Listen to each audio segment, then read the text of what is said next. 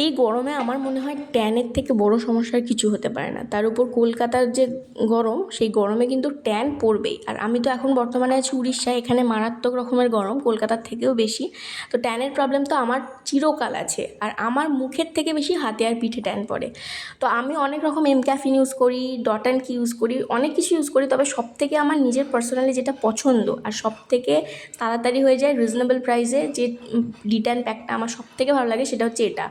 কিচ্ছু নয়, normal pan, যে প্যানে আমরা চাটুতে রুটি টুটি করি, সেই প্যানে আমাদের বাড়িতে ইউজ করা যে হলুদ, রান্নার জন্য যে হলুদ, সেটাকে একটুখানি ড্রাই রোস্ট করে নেবো। ড্রাই রোস্ট করার সময় দেখবে একটা হালকা হলুদের গন্ধ ছাড়ছে আর একটু ব্রাউন কালার হয়ে যাবে, তখনই ওটা নামিয়ে নেবে। যদিও আজকে আমি ভিডিও করতে গিয়ে একটু পুড়িয়ে ফেলেছিলাম, তবে তাতে কিন্তু কোনো রকম কার্যগুণ কমেনি।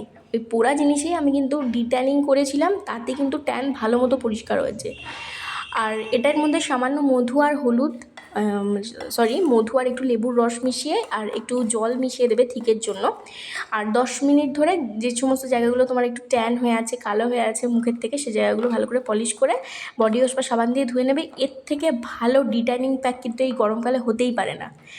আমি তো এটা পার্সোনালি রেকমেন্ড করি, তোমরা কিন্তু একবার ইউজ করে দেখো, তোমরা কিন্তু রেজাল্ট পাবে। আর হ্যাঁ, ভাজার সময় কিন্তু একটুখানি কেয়ারফুল থাকবে, এতটা পুড়িয়ে ফেলবে না। আজকে আমার ভিডিও করতে গিয়ে এরকম হয়ে গেছে। এটা একবার ইউজ করো।